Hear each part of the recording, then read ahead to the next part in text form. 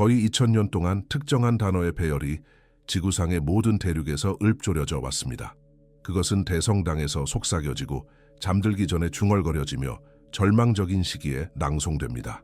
당신은 이 단어들을 알고 있습니다. 아마도 어린 시절부터 수천 번 반복했을 것입니다. 하지만 익숙함은 종종 특이한 종류의 맹목을 낳습니다.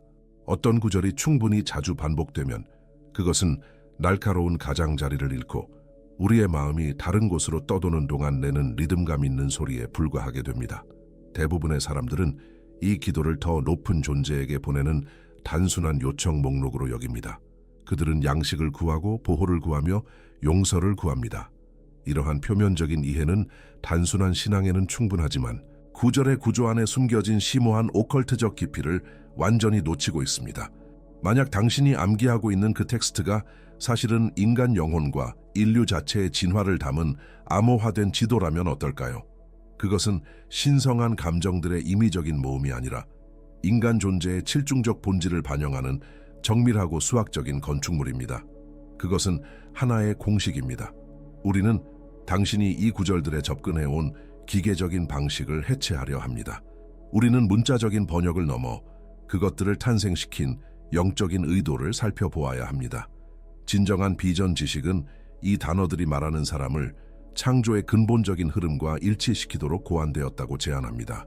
각각의 구절은 당신의 육체에서부터 영혼의 가장 높은 열망에 이르기까지 당신 존재의 특정층에 해당합니다. 왜 그렇게 역사적으로 중요한 텍스트가 널리 읊조려지면서도 그렇게 제대로 이해되지 못했을까요? 그 답은 우리가 듣도록 가르침받은 방식에 있습니다. 우리는 감정을 듣지만 과학을 놓칩니다. 이 7가지 간구 밑에는 영적인 과학이 존재합니다. 우리는 수세기 동안 쌓인 독단적인 축적물을 벗겨내어 이 구절들에 담긴 날 것 그대로의 강력한 힘을 드러낼 것입니다. 당신은 단순히 기도를 검토하는 것이 아닙니다. 당신은 당신 자신의 기원의 역사와 미래 운명의 청사진을 밝혀내고 있습니다. 이 단어들은 열쇠이며 지금까지 우리 대부분은 그저 손에 쥐고만 있었을 뿐 자물쇠에 넣어 돌려본 적이 없습니다. 우리는 이 고대 텍스트의 어떤 것도 우연이 아니라는 것을 이해하는 것에서 시작합니다. 모든 음절은 그것을 말하는 사람을 변화시키기 위한 지향적인 힘입니다. 이러한 변화의 중요성을 이해하려면 인간의 마음이 항상 오늘날처럼 작동하지는 않았다는 것을 인정해야 합니다.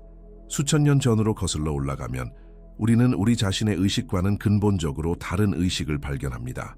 고대 세계에서는 사적이고 고립된 개성의 개념이 존재하지 않았습니다. 사람들은 우리가 지금 느끼는 것과 같은 분리의 무게를 가지고 나라고 말하지 않았습니다. 대신 정체성은 부족, 국가 또는 혈통에 완전히 잠겨 있었습니다. 당신은 더 큰 유기체의 한 부분이었습니다. 그리고 당신의 영적인 연결은 개인적인 것이 아니라 유전된 것이었습니다. 신은 집단에게 말했고 집단은 하나로 응답했습니다. 그러나 진화는 이러한 집단적 안전이 해체되기를 요구했습니다. 인류는 집단의식의 보유권에서 벗어나 개별적인 자기인식에 혹독하고 고독한 빛 속으로 졸업할 운명이었습니다. 이것이 위대한 역사적 전환점입니다. 이 기도는 오래된 혈연 중심의 영성과 새로운 영혼 중심의 개성 사이에 명확한 경계를 표시합니다. 그것은 인간이 고독의 무서운 무게를 느끼기 시작했을 때 정확히 주어졌습니다.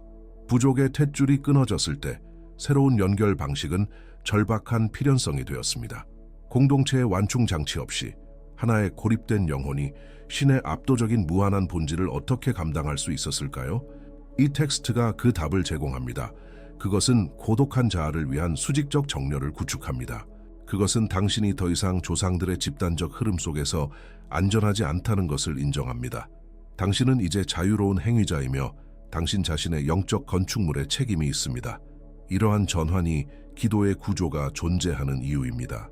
그것은 새로이 고립된 인간이 피를 통해서가 아니라 의식적인 의지를 통해 우주와 재통합하기 위한 지침서입니다. 우리는 영성이 태어날 때 주어진 사실이었던 시대에서 그것이 개인의 창조된 행위여야 하는 시대로 이동했습니다. 이 기도는 아버지를 한 국가의 소유물이 아니라 개별 영혼의 기원으로 다룹니다. 이러한 변화는 인간 영혼에 엄청난 부담을 주었으며 고대인들이 결코 가질 필요가 없었던 성격의 강인함을 요구했습니다. 이 단어들은 이 새롭고 독립적인 의식을 위한 비계 역할을 하여 개인이 홀로 영적인 세계를 마주하면서도 완전히 연결된 채로 바로 설 수 있도록 합니다. 만약 이 기도가 독립적인 의식을 위한 비계 역할을 한다면 그 구조의 모든 들보와 기둥은 인간 구성의 특정 부분에 해당해야 합니다. 그것은 허공에 던져진 희망들의 무작위적인 모음이 아닙니다. 대신 우리는 읊조려진 단어들과 영혼에 숨겨진 해부학적 구조 사이에 정밀한 수학적 정렬을 발견합니다. 비전 과학은 인간 존재가 뚜렷하면서도 서로 침투하는 층들로 구성되어 있음을 밝힙니다. 우리는 단순히 살과 피가 아닙니다.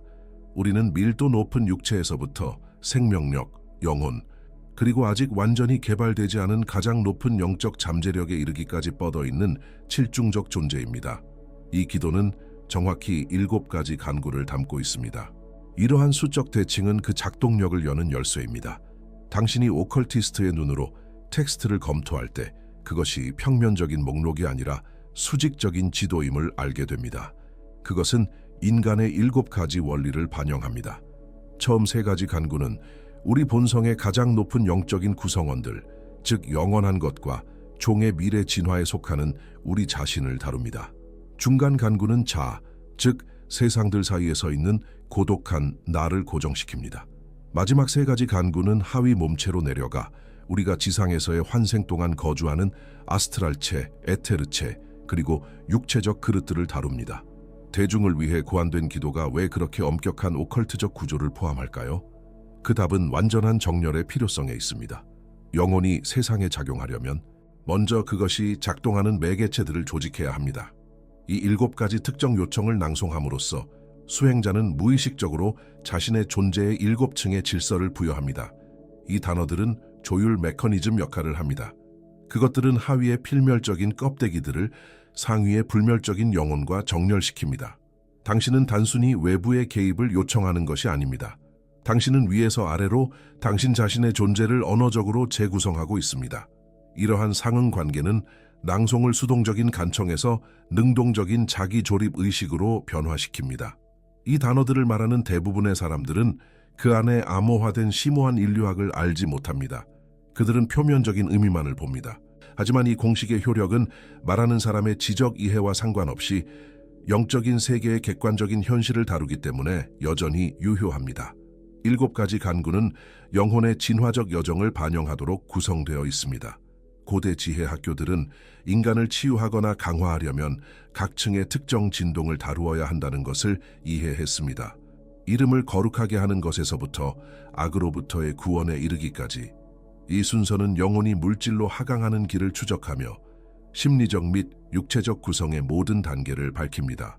그것은 완전한 통합을 위한 공식이며 자아가 추상적인 곳에 떠다니는 것이 아니라 자신의 전체 7중적 왕국을 지휘하도록 보장합니다. 이 지휘는 존재의 가장 높은 정점에서 시작됩니다. 기도의 시작 부분은 우리의 현재 지상에서의 고난이나 일용할 양식을 다루지 않습니다. 대신 그것은 시간의 지평선 너머를 멀리 응시하며 인간 영혼의 궁극적인 운명을 개괄합니다. 우리는 여기서 우리가 서서히 진화하고 있는 영적인 원형을 보고 있습니다. 비전 전통에서 인간 존재는 완성된 제품이 아니라 진행 중인 작업이며 영혼자, 생명령, 영인으로 알려진 3가지 더 높은 영적 구성원을 개발할 운명입니다. 이 용어들은 현대인의 귀에는 추상적으로 들릴 수 있지만 기도는 그것들을 즉각적인 언어로 고정시켜 예언을 실천으로 바꿉니다. 당신이 이름이 거룩히 여김을 받으시오며 라는 구절을 말할 때 당신은 영혼자아의 발전을 불러일으키고 있는 것입니다. 그 이름은 신성한 직관, 즉 궁극적으로 우리의 사고에 세우며 들어야 할 창조주의 신성한 서명을 의미합니다. 그것은 모든 인간의 생각이 성화되고 마음이 신성한 것을 비추는 거울이 되는 미래 시대를 위한 부름입니다.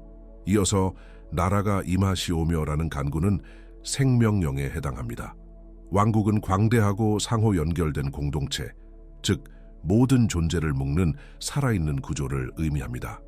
우리는 개별 자아가 보편적인 생명과 합쳐져 우리의 생명력 자체를 신성한 본성을 위한 그릇으로 변화시키는 위대한 확장을 요청하고 있습니다. 마지막으로 뜻이 하늘에서 이루어진 것 같이 땅에서도 이루어지이다는 가장 높은 원리인 영인에 대해 말합니다. 여기서 인간의 의지는 보편적인 의지와 구별할 수 없게 됩니다. 이것은 우리의 현재 의지가 종종 불규칙하고 이기적이기 때문에 이해하기 가장 어려운 개념입니다. 하지만 이 기도는 이러한 정렬이 필연적임을 암시하지 않습니까? 그것은 언젠가 진화의 순수한 힘을 통해 우리의 개인적인 추진력이 우주적 질서와 완벽하게 일치할 것이라는 예언을 암호화하고 있습니다. 왜 고대의 공식이 그렇게 멀리 떨어진 미래 상태에 그렇게 집중할까요? 사원을 짓기 위해서는 먼저 건축 청사진을 가지고 있어야 하기 때문입니다. 이 세 구절이 바로 그 계획 역할을 합니다. 그것들은 기도하는 영혼에게 현재의 한계 상태가 일시적임을 상기시킵니다. 이 단어들을 반복함으로써 우리는 미래의 완벽함의 패턴을 현재의 불완전함에 각인시킵니다.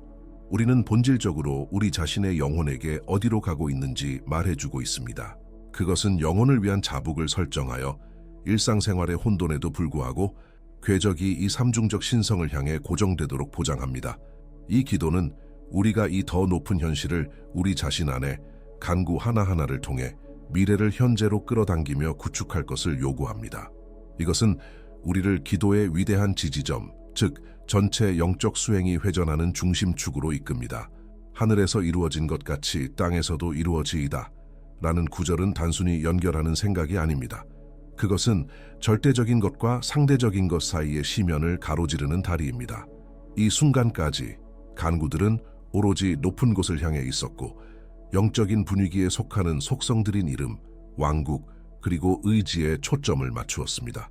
이것들은 인간의 실수와 상관없이 완벽한 조화 속에서 작동하는 거대한 우주, 즉 대우주의 요소들입니다. 그러나 이 특정 조항을 통해 우리는 이 우주적 조화가 하강하여 물리적 물질의 밀도 안에 스스로를 고정시키도록 요구합니다. 그것은 영적인 청사진이 현실의 단단한 땅과 만나는 연결점 역할을 합니다. 우리는 신성한 질서가 인간 존재의 혼돈스러운 영역으로 직접 전이되기를 요청하고 있습니다. 잠시 동안 그러한 요청의 함의를 생각해 보십시오. 제한된 인간의 그릇이 어떻게 우주의 무한한 위엄을 담을 수 있을까요? 그것은 불가능한 건축적 위협처럼 보이지만 이것이 바로 기도의 기능입니다. 그것은 소우주인 인간이 스스로를 대우주의 완벽한 거울로 만들 것을 요구합니다. 이것은 루돌프 슈타이너가 우주와 개별 영혼 사이의 관계가 거울과 같다는 본질을 강조하는 특정 지점입니다. 별들, 행성 운동, 그리고 계층들은 순종적인 리듬 상태로 존재하며 벗어나지 않습니다. 오직 여기 물리적 영역에서만 우리는 오류와 분리의 능력을 발견합니다. 이 단어들을 낭송함으로써 우리는 영적인 세계에 그 분리를 희생할 준비가 되어 있음을 알립니다. 우리는 우리의 육체와 지상에서의 상황을 하늘의 뜻에 의해 빚어질 점토로 바치고 있습니다. 그것은 통로 역할을 하여 처음 세 가지 간구에서 불러일으켜진 에너지들이 아래로 흐르도록 합니다.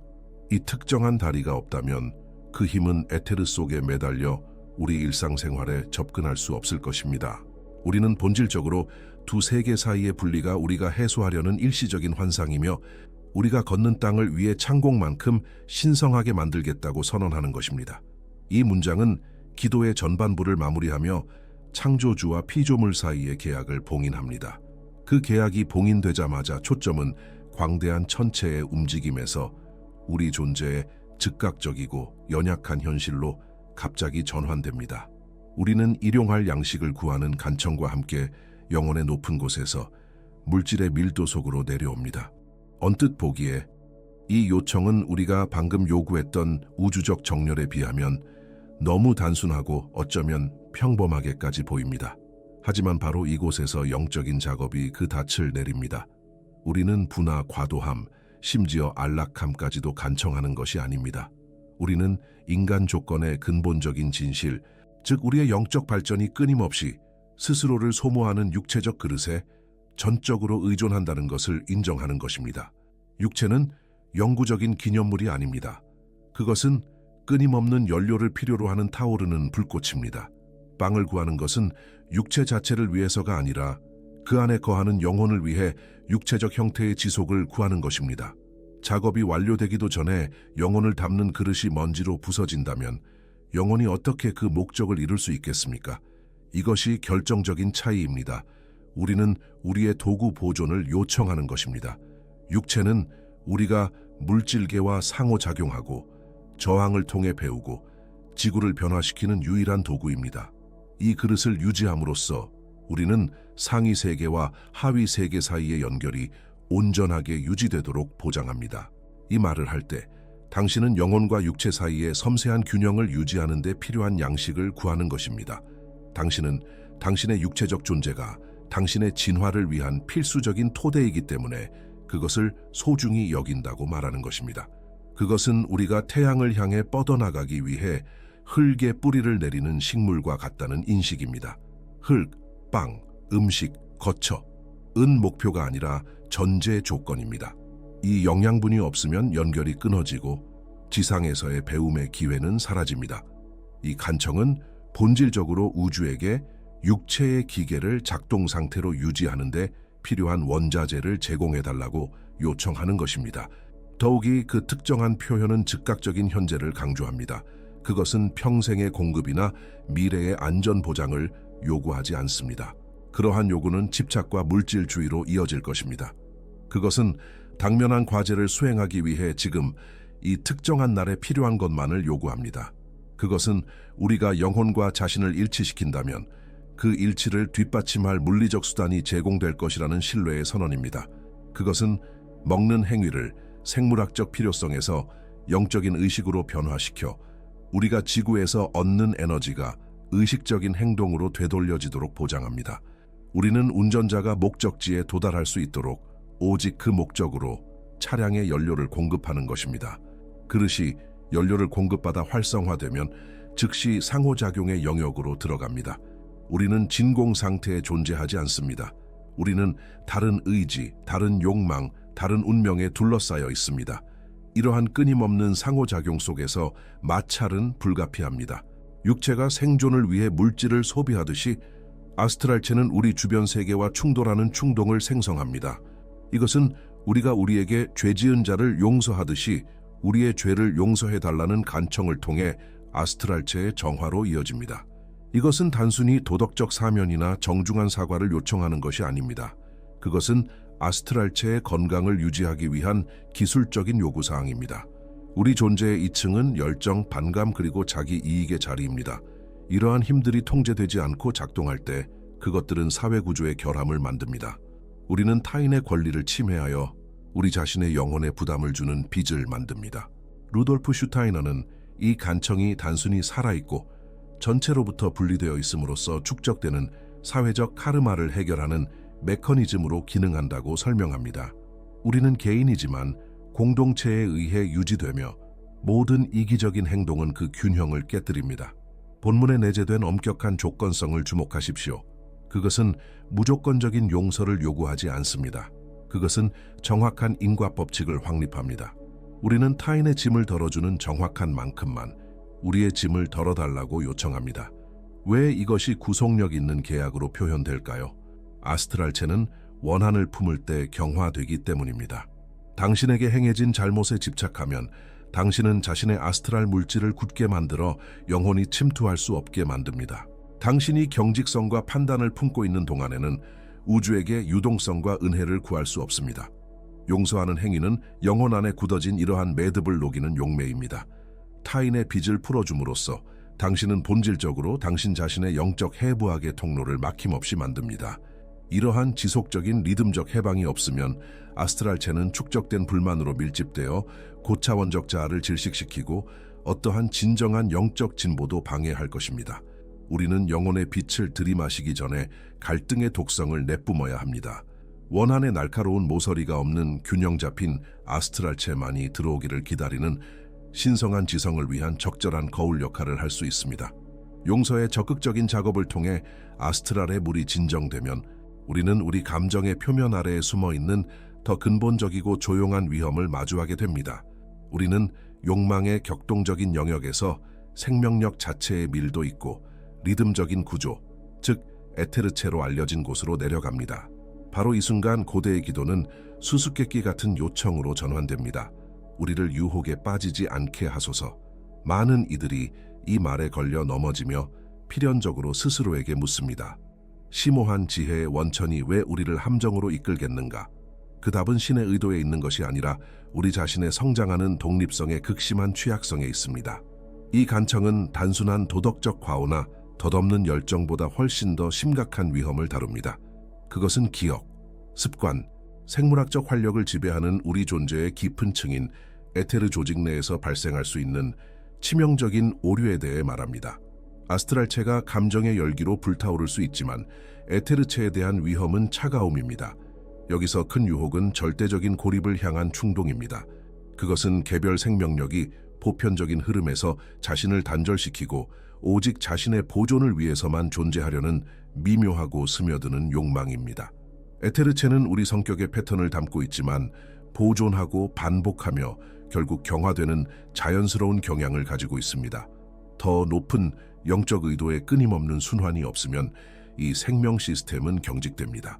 그것은 자신의 형태를 너무 공격적으로 유지하려 하여 자신을 지탱하는 바로 그 원천에 대해 뚫을 수 없는 벽을 쌓습니다.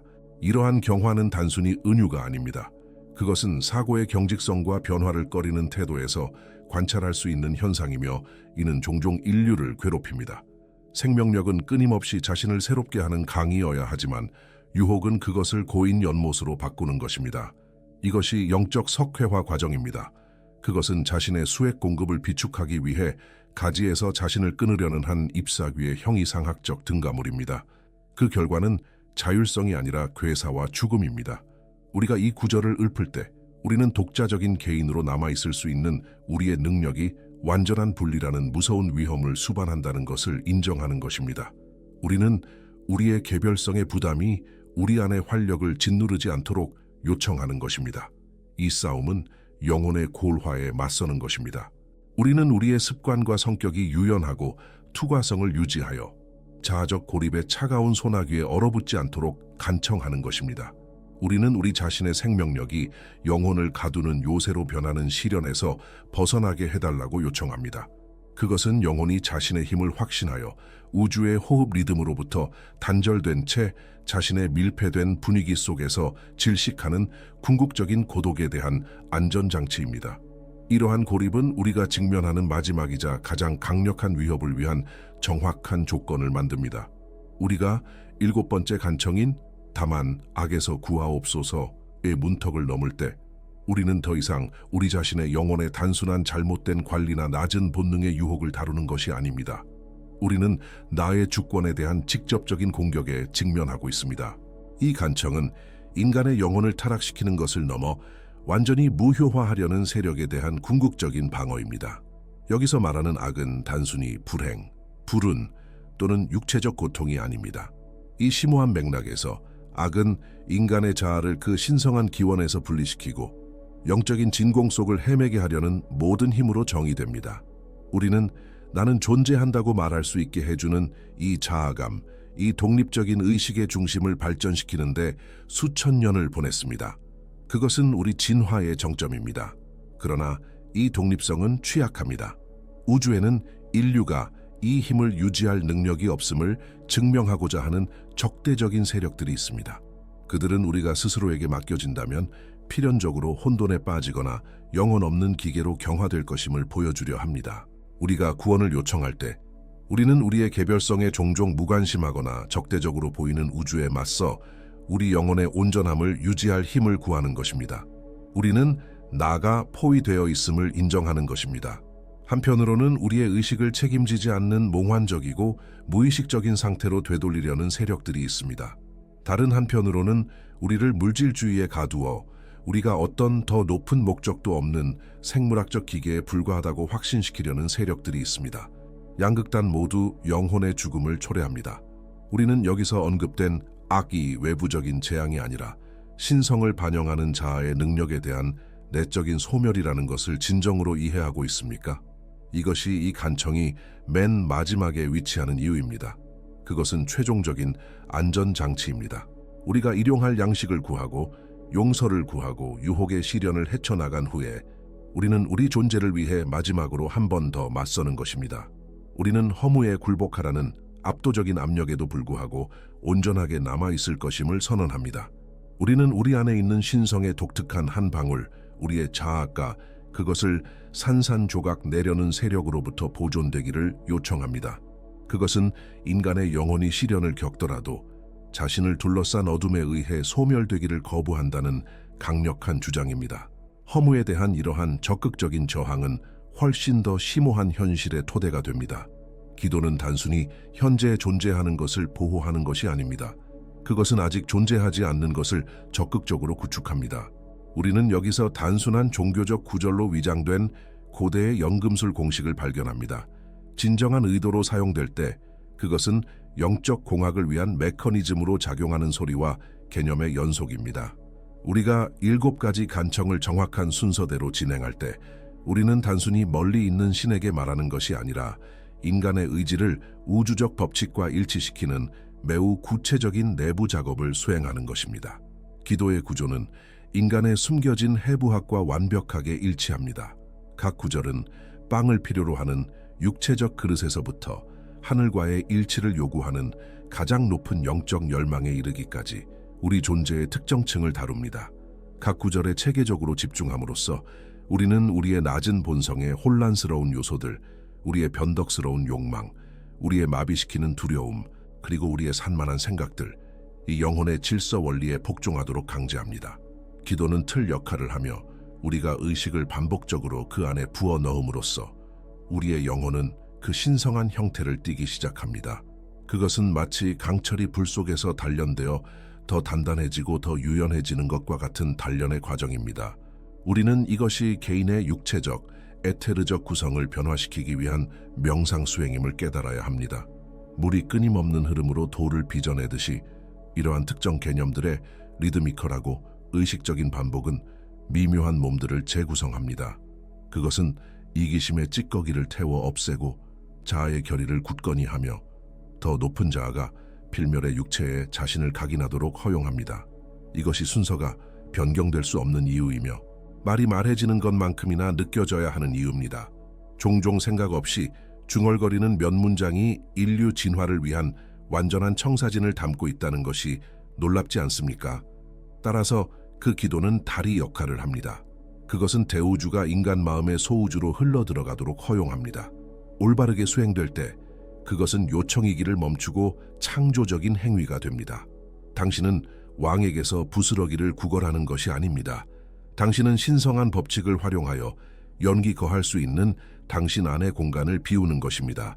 이러한 재구성은 더 높은 의식의 주파수를 담을 수 있도록 그릇을 준비시키며 우리가 명상에서 벗어날 때 옛 상태로 돌아가지 않고 우리 성격의 바로 그 본질의 영구적인 변화를 지니게 됨을 보장합니다.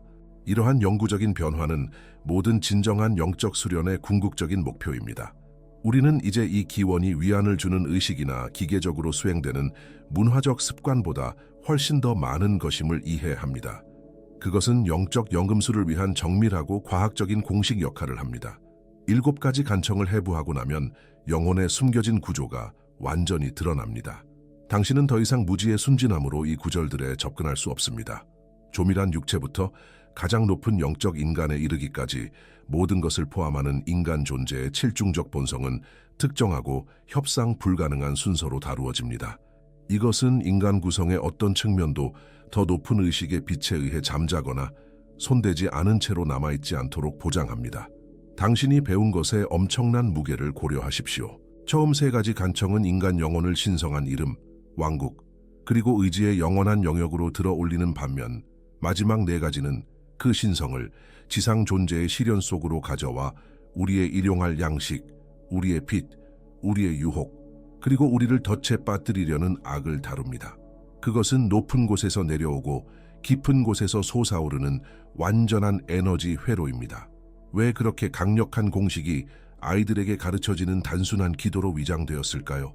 아마도 가장 심오한 진리들이 눈에 띄는 곳에 숨겨져 있어야 하며 학생이 그것들을 해제할 준비가 될 때까지 수세기 동안 안전하게 남아 있어야 하기 때문일 것입니다. 완전한 내적 인식을 가지고 이 구절들을 말하는 것은 당신의 개인적인 의지를 우주적 흐름과 일치시키는 것입니다.